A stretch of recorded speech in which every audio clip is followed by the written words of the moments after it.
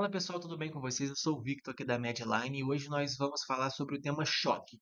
Vamos para a parte um dessa aula. Então, antes dela começar, se inscreva no canal, ative os sininhos e deixa o like aí para estar ajudando o nosso projeto e bora para a aula.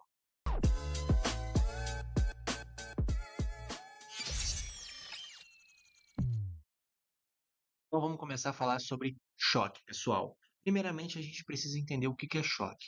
Nada mais é do que o choque, ele é um estado de hipoperfusão tecidual. A gente pode definir ele dessa forma. E como assim hipoperfusão tecidual? Basicamente, está faltando oxigênio para os seus tecidos. E o tecido que mais demanda oxigênio é com certeza o tecido nervoso. Por isso que o primeiro tecido a sentir a queda da oferta de oxigênio é o cérebro. E por isso que um dos primeiros sinais de um paciente que está em choque é o rebaixamento do nível de consciência. Existem quatro tipos de choque. Existe o choque cardiogênico, choque hipovolêmico, distributivo e obstrutivo. Dentro do choque cardiogênico, o débito cardíaco ele está diminuído, ou seja, o inotropismo ele está negativo. Inotropismo, lembrando, é força de contração. Inotropismo negativo significa que o coração ele está batendo mais fraco. Beleza? Se o coração está batendo mais fraco, o sangue que está indo pela minha aorta para irrigar o meu corpo inteiro, ele está indo com uma velocidade menor. Isso faz com que a oferta de oxigênio para o meu tecido, para o meu corpo como um todo, possa diminuir. E aí, o primeiro órgão que vai sentir isso é o cérebro, e aí o paciente ele pode ter um sintoma de rebaixamento, sinal de rebaixamento do nível de consciência. O segundo choque é o choque hipovolêmico.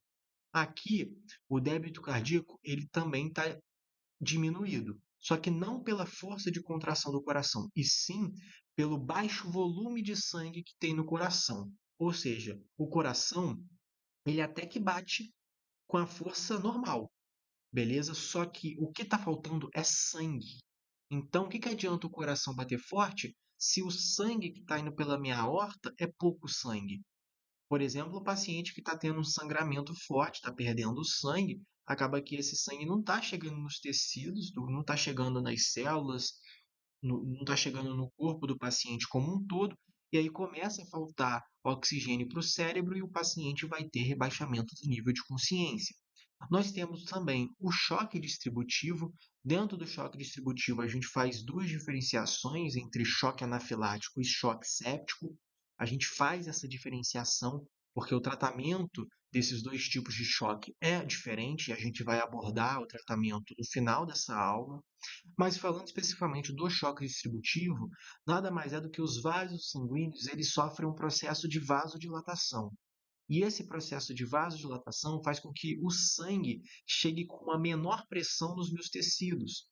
Lembrando que, se eu estou com uma vasoconstrição, a pressão de sangue que corre pelo meu vaso sanguíneo ela é maior, ou seja, o sangue chega mais rápido nos meus tecidos. Agora, se eu tenho uma vasodilatação exacerbada, faz com que o meu sangue demore para chegar nos tecidos, demore para chegar no cérebro, demora para vencer a gravidade e chegar até o meu cérebro e o paciente vai ter rebaixamento do nível de consciência.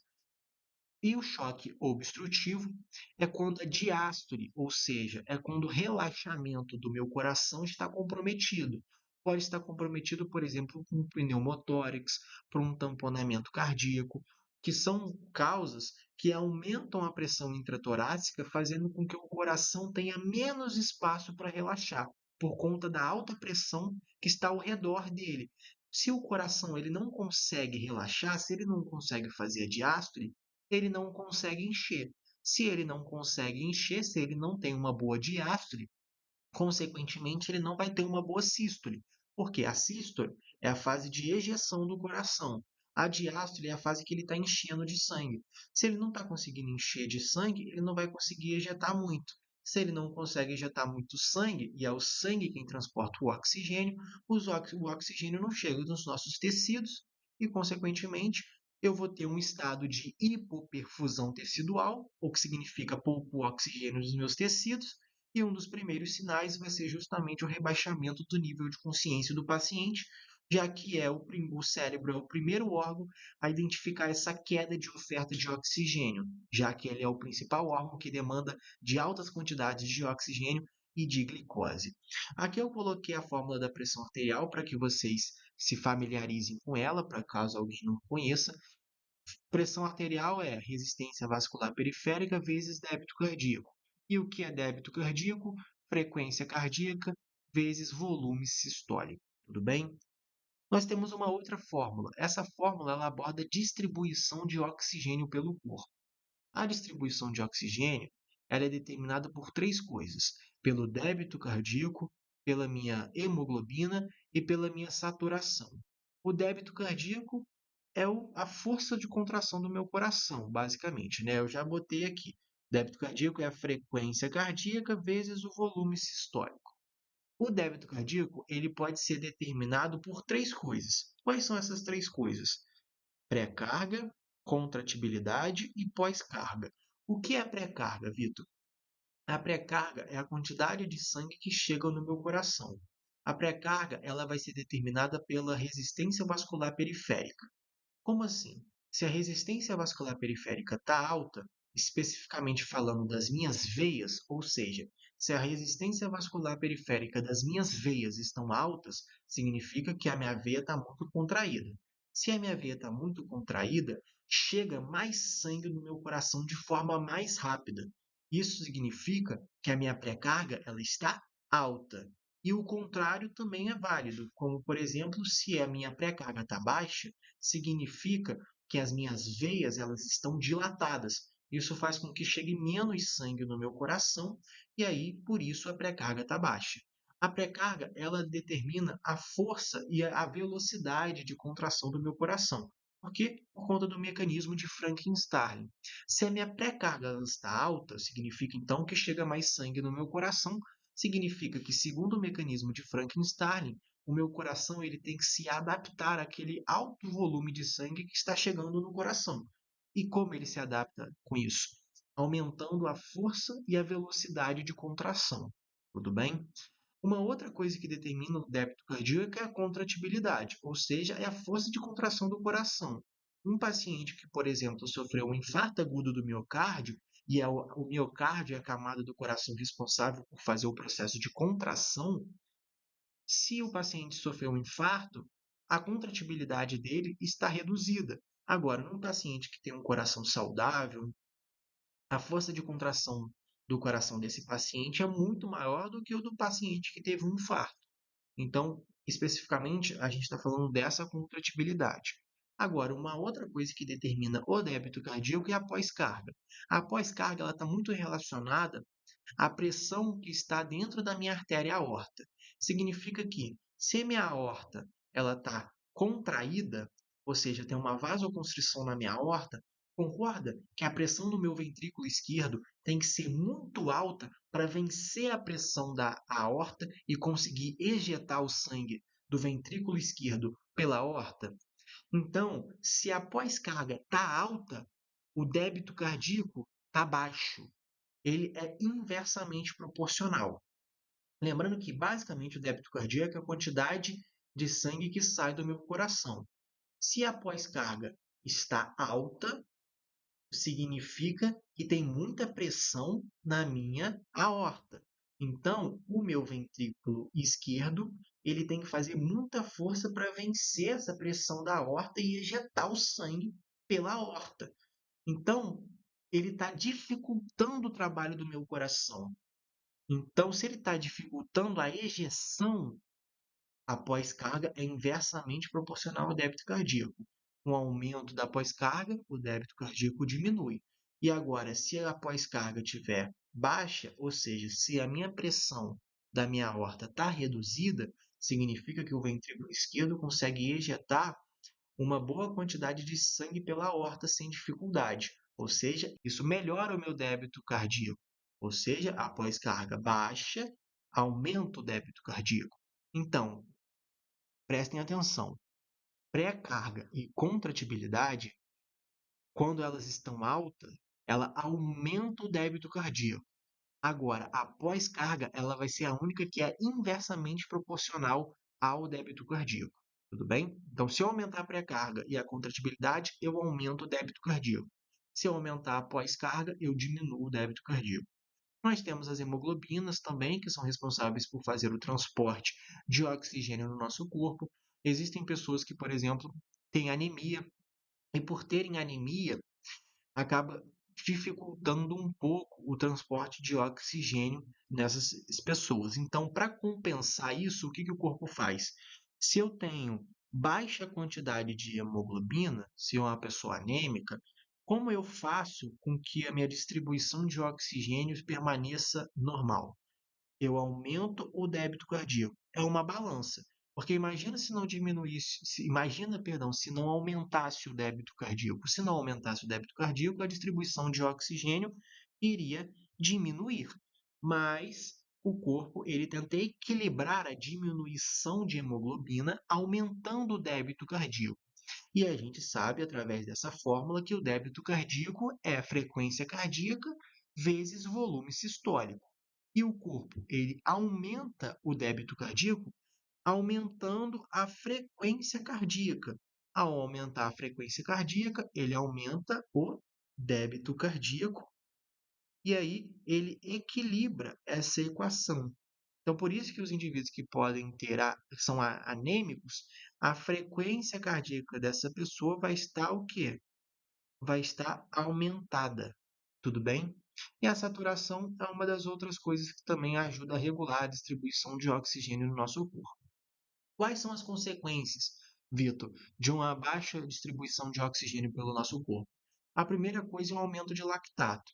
Tudo bem? Nós temos na bioquímica o piruvato ele é formado e a gente viu que na presença de oxigênio, o piruvato ele vai se transformar em acetil-CoA e o acetil-CoA vai entrar no ciclo de Krebs e depois na cadeia respiratória. Isso está dentro da aula de glicólise que tem no canal, então se vocês querem aprender mais sobre isso, clica lá no vídeo de glicólise, da quebra da glicose. Agora, se o indivíduo tem baixa distribuição de oxigênio, então, não segue esse caminho da direita, segue o caminho do meio, porque na ausência de oxigênio, o piruvato, na ausência de oxigênio, o piruvato ele vai se transformar em lactato. E aí o indivíduo ele vai ter um aumento de lactato, tudo bem? E não um aumento de acetil-CoA que vai fornecer energia para as nossas células. Com o lactato, acaba não fornecendo energia para as nossas células. Sem falar que o acúmulo de lactato também causa dor no paciente. Tudo bem? E o da esquerda, pessoal, a título de curiosidade, nós não fazemos o caminho da esquerda. Só quem faz o caminho da esquerda são as plantas. Tudo bem? Então, não vou abordar isso aqui porque não é aula de biologia. Tá bom? E nós temos também a segunda consequência, a diminuição da saturação venosa, tudo bem? A gente sabe que na corrente sanguínea, especificamente nas veias, a saturação já é baixa e ela reduz ainda mais a saturação com a queda da distribuição de oxigênio. Falando sobre a fisiopatologia do choque, a gente vai abordar principalmente o choque hipovolêmico. Do choque hipovolêmico, primeiramente, o paciente ele perde sangue. Se o paciente perde sangue, olha a fórmula do débito cardíaco. Por isso é importante que vocês saibam a fórmula do débito cardíaco. Débito cardíaco é frequência cardíaca vezes volume sistólico. Se o meu paciente ele está perdendo sangue, o volume sistólico dele está diminuindo. Tudo bem? Só que, se o volume sistólico dele está diminuindo, o débito cardíaco dele está diminuindo. E a gente sabe que a fórmula da pressão arterial é débito cardíaco vezes resistência vascular periférica. E o débito cardíaco do paciente está diminuindo, consequentemente, a pressão arterial do meu paciente também está diminuindo. E tem uma queda da pressão arterial. Só que os baroreceptores identificam que a pressão arterial está diminuindo. E aí eles ativam tanto o sistema simpático quanto o sistema renina-angiotensina-aldosterona. O que o sistema simpático e o sistema renina-angiotensina-aldosterona vão fazer? Eles vão, primeiramente, aumentar a frequência cardíaca. Falando sobre o sistema simpático, ele vai tanto aumentar, a frequência cardíaca e vai aumentar a resistência vascular periférica.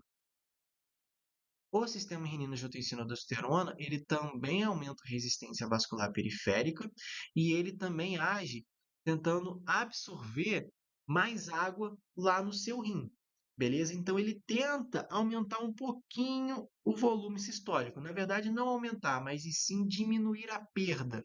Imagina se você estivesse perdendo sangue e fazendo xixi, você ia perder mais volume ainda. Então, basicamente, ele tenta diminuir a perda de volume do seu corpo por meio da urina. Tudo bem? Com isso, ele tenta equilibrar o quê? Eu sei que ficou uma confusão aqui agora no slide, mas ele tenta equilibrar a sua pressão arterial. Por quê?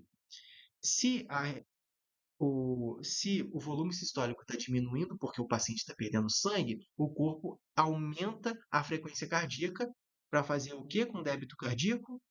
Deixar ele estabilizado. Deixando o débito cardíaco estabilizado, a pressão arterial ela volta ao normal, porque o débito cardíaco fica estabilizado, aí a resistência vascular periférica ela está um pouco aumentada para fazer com que a pressão do paciente fique mais elevada, já que o paciente está perdendo sangue. Então, o corpo sempre tenta deixar a pressão arterial o mais equilibrado possível, mas inicialmente, quando o indivíduo ele está perdendo sangue, inicialmente o corpo dele ativa o sistema simpático e o sistema renina-angiotensina-aldosterona para que se tenha um aumento da pressão arterial. Mas, quando esses sistemas começam a falhar, né, e dependendo do sangramento, é claro, né, estou falando, por exemplo, de uma pessoa baleada, de uma pessoa que sofreu um acidente automobilístico, esse paciente está perdendo muito sangue e o sistema simpático e o sistema renina-angiotensina-aldosterona não conseguem suportar essa alta perda de sangue e aí eles acabam falhando e aí quando eles começam a falhar, acaba que o indivíduo ele entra em choque. Por que ele entra em choque? Porque a pressão cai, a distribuição de oxigênio no corpo diminui, porque o paciente está perdendo sangue, e é o sangue que transporta o oxigênio, o paciente começa a ficar confuso, e se ele começar a continuar perdendo sangue, ele vai vir ao óbito. Então é aqui que eu quero que vocês entendam do tratamento de um paciente que está em choque, principalmente do paciente que está em choque hipovolêmico. E uma das primeiras ações que a gente deve fazer é a administração de um volume. E quais volumes a gente vai falar aqui nessa aula? Nós vamos falar dos dois principais, dos cristalóides e dos colóides. Falando especificamente dos cristalóides, vamos entender ele num contexto geral. Primeiro, qual é a composição do cristalóide? Ele é composto por água e por algum sal, beleza? Que a gente vai abordar aqui. Para que serve esse sal? Esse sal, que é um íon inorgânico, ele serve para fazer com que a água fique no vaso sanguíneo, beleza? Porque imagina se você administrasse só água. A água não iria ficar no vaso sanguíneo, ela ia ser absorvida pelas nossas células. Ou imagina, por exemplo, se você administrasse um soro glicosado. Lembrando, galera, o soro glicosado ele não vai servir para reposição volêmica de um paciente que foi baleado, de um paciente que sofreu um acidente automobilístico, de um paciente que está perdendo sangue. Não serve o soro glicosado. Por quê? Porque esse paciente está perdendo sangue. Significa que o volume sanguíneo dentro dos vasos sanguíneos do paciente está diminuindo e você tem que repor esse volume. Se você der um soro glicosado, a glicose rapidamente ela é quebrada e é absorvida pelas nossas células e vai acabar que as células vai ficar com um meio mais concentrado do que as artérias e as veias. Isso vai fazer com que a água ela sempre vai para o meio mais concentrado. Isso vai fazer com que a água não fique nos vasos sanguíneos e sim entre nas células. E não é o que você quer. Você quer que a água fique no vaso sanguíneo. Por isso que você bota um íon inorgânico, para que ele fique no vaso sanguíneo e não entre nas células, porque se entrasse nas células, esses possíveis íons, acaba que a água iria acompanhar a entrada desses íons na célula. E aí a água não ficaria no vaso sanguíneo. Não é o que eu quero. Por isso que no soro glicosado nós não podemos dar, porque a glicose ela entra, ela vai ser absorvida pelas células e a água vai entrando junto nas células. E aí não fica uma quantidade adequada de água no vaso sanguíneo do paciente. E não é o que eu quero. A dose normalmente é de 3 para 1, o que significa que se o indivíduo ele perder 1 ml de sangue, você tem que repor 3. Por que essa proporção, Vitor? Porque parte do líquido, parte do cristalóide que você põe no paciente, ele fica no espaço intersticial, ele vira edema. E uma das desvantagens justamente é que ele causa esse edema. Então, nem tudo que você coloca de cristalóide fica no vaso sanguíneo. Parte desse líquido que você administrou, ele fica no espaço intersticial causando edema. Por isso que a dose deve ser 3 vezes mais do que o paciente perdeu de sangue. E uma das vantagens é que apresenta pouca reação alérgica e o custo é mais acessível, é mais barato para os hospitais. Dos cristalóides, eu vou falar de dois. O primeiro é sobre a solução ou soro fisiológico, que é constituído por cloreto de sódio e água. O pH ele está entre 5,5 a 6,2 e, se utilizado em excesso, pode causar, né, acidose metabólica hiperclorêmica. Por que acidose metabólica hiperclorêmica, Vitor? Vamos entender aqui na fórmula. É como lembra que eu estou adicionando uma alta quantidade, olha, de sódio e de cloro. Essa alta quantidade de sódio e de cloro, eles desequilibram o meu pH. E aí eu vou mostrar para vocês na fórmula. Então acompanhe comigo. Se eu estou colocando uma alta quantidade de cloro no paciente, olha essa tabela aqui do lado direito. Isso aqui é um equilíbrio do nosso corpo entre os cátions e os ânions. Normalmente isso aqui está equilibrado, tudo bem? É uma balança equilibrada. Só que com o soro fisiológico, eu estou colocando altas quantidades de cloro. Então a quantidade de cloro ela está empurrando a barrinha da direita para cima. Isso gera um desequilíbrio, beleza? Esse desequilíbrio não pode acontecer. Então, se eu estou tendo um aumento de cloro, porque eu estou botando muito soro fisiológico, o excesso de soro fisiológico vai fazer isso, eu tenho que diminuir ou o anion gap ou o bicarbonato. E aí o corpo ele vai diminuir o bicarbonato, ele vai diminuir a reabsorção de bicarbonato no seu rim. Então a quantidade de bicarbonato ela vai diminuir. Só que se a quantidade de bicarbonato diminui, nós temos essa fórmula de tampão plaquetário que ela tenta sempre estar equilibrada. Agora, é como se fosse uma balança e ela não está mais equilibrada, porque o bicarbonato diminuiu. Então, é como se a balança tivesse desequilibrada. Para a gente equilibrar essa balança novamente, nós temos que estimular a equação para o lado direito, para rebalancear novamente a equação. Para isso, eu acabo aumentando a formação de hidrogênio, causando uma acidose. É uma acidose metabólica. Por quê? Primeiro, entendam que é uma acidose porque eu tenho um aumento de hidrogênio. Metabólica, por quê? Porque é por conta que eu estou deixando de absorver mais bicarbonato e esse bicarbonato está saindo na minha urina. Então, é uma acidose metabólica, é uma acidose pelo aumento de H+, e metabólica, porque é o meu rim que está deixando de reabsorver bicarbonato. E hiperclorêmica, porque isso tudo começou graças ao aumento de cloro. Por isso é uma acidose metabólica hiperclorêmica. É o aumento de cloro que fez eu diminuir a reabsorção de bicarbonato, que fez o meu tampão plaquetário estimular mais a reação para o lado direito, aumentando a concentração de H+, gerando uma acidose metabólica hiperclorêmica. E falando agora sobre o ring lactato, que também é um cristalóide, a sua composição também é por água, só que é também por sódio, cloro, potássio, cálcio e lactato. O lactato, galera, ele permite a redução da quantidade de cloro, evitando a acidose metabólica hiperclorêmica. Só que o lactato, se em altas quantidades, ele é metabolizado no fígado, causando uma alcalose metabólica. Algumas contraindicações. Primeiro, paciente que está fazendo transfusão de sangue.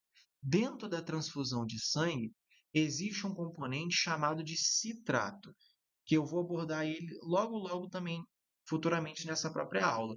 O citrato, ele é uma substância anticoagulante e ele é um quelante de cálcio. O que significa? Ele é como se ele anulasse o cálcio.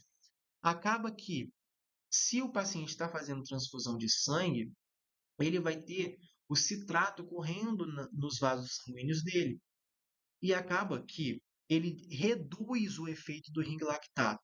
Como assim? Acaba que esse cálcio que está presente no ring lactato, ele vai ser abolido pelo citrato. Acaba diminuindo a eficiência um pouco do ring lactato, beleza? Não chega a ser tão significativo assim, mas alguns professores colocam isso como uma contraindicação dentro de prova de aula, mas que na prática isso não acontece. Lembrando que esses sais aqui são extremamente importantes porque eles ficam dentro dos vasos sanguíneos, fazendo com que a água também fique nos vasos sanguíneos, já que é o meio mais concentrado. Pacientes que apresentam doença renal crônica, por exemplo, os pacientes que têm doença renal, também é contraindicado. Esse é importante, tá? É contraindicado o ring lactato. Por quê? Principalmente se o paciente é doente renal crônico e faltou as últimas sessões de diálise, beleza? Por quê? Se o paciente tem alguma lesão renal, o paciente não consegue liberar potássio, beleza? Para fora do corpo. Por isso ele precisa fazer diálise. Mas se o paciente não fez diálise, o paciente ele vai ter grandes quantidades de potássio no corpo, ele vai ter hipercalemia. E imagina se o paciente tem hipercalemia e eu dou um ring lactato para ele e eu dou mais potássio para ele. Eu estou estimulando ainda mais essa hipercalemia que vai desenvolver uma arritmia grave no meu paciente. Então, para os pacientes que apresentam algum comprometimento renal e que faltou as últimas sessões de diálise, é contraindicado o uso de ring lactato. Agora, se o paciente não faltou as últimas sessões de diálise, não é contraindicado. Lembrando que você tem que tomar muito cuidado e você tem que fazer as diálises e não pode faltar. Porque se o paciente toma ring lactato e faltar a diálise, opa, o paciente pode entrar em hipercalemia e desenvolver alguma arritmia grave no paciente. E nós vamos falar agora sobre os coloides. Então, abordamos os cristalóides e agora vamos abordar os coloides. Os coloides eles vão ser constituídos por água e por macromoléculas, beleza? Macromoléculas vão ser maiores e a gente vai falar quais são essas macromoléculas. Eles são hemodinamicamente melhores, por quê? Porque por serem macromoléculas, eles aumentam a concentração no vaso sanguíneo, fazendo com que a água fique no vaso sanguíneo e não extravase nem para o espaço intersticial. Por isso que não causa edema, que é uma vantagem dos coloides. Mas uma das desvantagens dos coloides é que o custo é alto, apresenta risco de sangramento e é contraindicado para alguns pacientes que, por exemplo, apresentam uma insuficiência renal. Além de que alguns coloides, não todos, mas alguns coloides apresentam graves reações alérgicas, como por exemplo as gelatinas. As gelatinas elas vão ser constituídas por água e a macromolécula na sua constituição é o colágeno bovino. O colágeno bovino, por ser uma por ser um colágeno diferente do nosso corpo, o nosso corpo ele identifica ele como um agente estranho. E muitas pessoas, ao tomarem as gelatinas, podem apresentar algumas reações alérgicas, algumas reações de hipersensibilidade. E, então, não são todas as pessoas que podem tomar as gelatinas. Por isso que não são nem muito utilizadas por conta dessas reações alérgicas que podem acabar causando no paciente. São rapidamente filtradas pelo glomérulo, então você precisa toda hora fazer a reposição dela para o paciente. Só que a vantagem é que não interfere significativamente na função renal e nem na função plaquetária do paciente. E ela é a mais barata dos colóides que eu vou abordar aqui para você. Eu vou abordar três. A gelatina é a primeira que eu estou abordando aqui e ela é a mais barata das três. O problema é que ela causa muita reação alérgica no paciente. Nós temos o amido. O amido, ele não causa muita reação alérgica para a gente, porque o amido ele é uma substância que o corpo está em constante contato, beleza? Porque muitas pessoas, né, se alimentam de amido. Mas o que é o amido? O amido, nós vamos adicionar um radical chamado hidroximetil e vamos formar a molécula de hidroximetilamida. Vitor, por que adicionamos esse hidroximetil? Porque se nós só colocássemos amido, esse amido ele sofreria degradação pela enzima amilase. E aí, rapidamente, ele seria degradado no nosso corpo, ele sairia da circulação sanguínea, isso ia fazer com que a concentração dos vasos sanguíneos diminuísse e a água não ia permanecer no vaso sanguíneo e ia para as nossas células. Evitando isso, nós adicionamos o radical hidroximetil e aí transformamos a molécula de hidroximetilamida. Com essa molécula, a enzima amilase não consegue degradar o amido. A dose máxima, a dose limite do hidroximetilamida é 20 ml quilo. E é importante que vocês saibam disso, porque eu vou colocar, além do slide na descrição, alguns exercícios. E dentro desses exercícios, é importante que você saiba a dose limite, porque você vai multiplicar pelo peso do paciente e vai descobrir qual é a dose máxima que aquele paciente pode utilizar. Alguns dos efeitos colaterais que nós temos aqui primeiro, a alteração da coagulação. Isso porque o hidroximetilamida ele aumenta muito a quantidade de líquido dentro dos vasos sanguíneos. Isso faz com que as plaquetas fiquem distantes umas das outras. O exemplo que eu gosto de usar é um aquário pequeno e um aquário grande. Na aula de hemostasia, eu abordo melhor sobre esse tema, mas as plaquetas elas fazem parte de um processo chamado de agregação plaquetária, que é quando você tem um corte no vaso sanguíneo e as plaquetas elas começam a se aderir àquele corte, fazem o processo de agregação plaquetária, evitando o sangramento. Imagina se você está num aquário pequeno. Esse aquário pequeno, os peixes que estão ali, são as minhas plaquetas, eles estão mais próximos uns dos outros. Isso faz com que eles se juntem mais facilmente.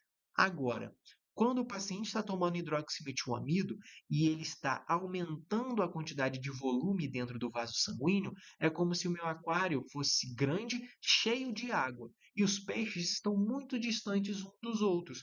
Isso faz com que, se eu tenho uma lesão no vaso, até as plaquetas que estão distantes umas das outras se juntarem e tamparem aquele buraco, demora mais tempo. E por isso que eu tenho uma alteração na coagulação. Além de também alterar esse processo de agregação plaquetária, também altera o processo da cascata de coagulação, que são tanto da via intrínseca, da via extrínseca e da via comum, que eu não vou abordar nessa aula e abordo na aula de hemostasia.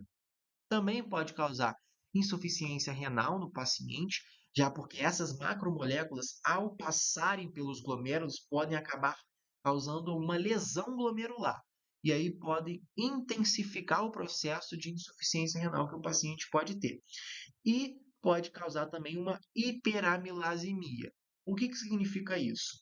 A amilase, ela identifica esse aumento de amido que tem no corpo e ela tenta destruir o amido, só que tem um hidroximetil lá impedindo ela. Então, eu tenho um aumento de amilase no corpo e aumento de amilase no sangue, por isso que é hiperamilasemia. E isso acontece muito no paciente que, por exemplo, tem pancreatite. Então, pode ser até um diagnóstico, tipo, nossa, o paciente está com hiperamilasemia. Será que ele tem pancreatite? E ele está internado no CTI. Aí você vê que ele, na verdade, ele está tomando um Voluven, que é um hidroximetilamida. E aí você, não, ele não está tendo uma pancreatite, é que ele está tomando um Voluven e por isso ele está tendo uma hiperamilasemia. É esperado neste paciente. Mas se o paciente não estiver tomando um Voluven, então está com hiperamilasemia, fala mais a favor de pancreatite, tudo bem? E por último, o último colloide que eu vou abordar aqui com vocês, eu vou dar uma pausa nessa aula para que vocês possam assistir a segunda aula. A segunda parte da aula é a albumina. A albumina, galera, ela é o melhor colloide que nós temos aqui. Por quê? Porque a albumina ela é uma proteína que já está presente no nosso corpo. Então, não causa anafilaxia, assim como hidroximetilamida. Não causa nenhuma anafilaxia e ela ainda tem um efeito anti-inflamatório e nefroprotetor. O problema dela, galera, é que ela é muito cara. Então, ela não vai ser utilizada em qualquer lugar. Ela é utilizada principalmente em transplantes renais, para conseguir deixar, para quando a gente transplantar aquele órgão, para que a gente consiga revascularizar aquele órgão, a gente utiliza a albumina. E a albumina ela puxa grande quantidade daquela água para aquele órgão que foi transplantado para revascularizar aquele órgão de um paciente que recebeu. Tudo bem? Então é isso, pessoal. O vídeo já está ficando muito longo, então nós vamos dividir essa aula em duas partes. Então, daqui a uma semana, a parte 2 e a parte final dessa aula vai estar no canal, então não deixe de acompanhar. Então, para vocês poderem acompanhar, se inscreva no canal e ative o sininho, tudo bem? Porque daqui a uma semana, a parte 2 está no ar e é muito importante para que você construa esse raciocínio por completo. Tudo bem? Espero vocês no próximo vídeo e bons estudos!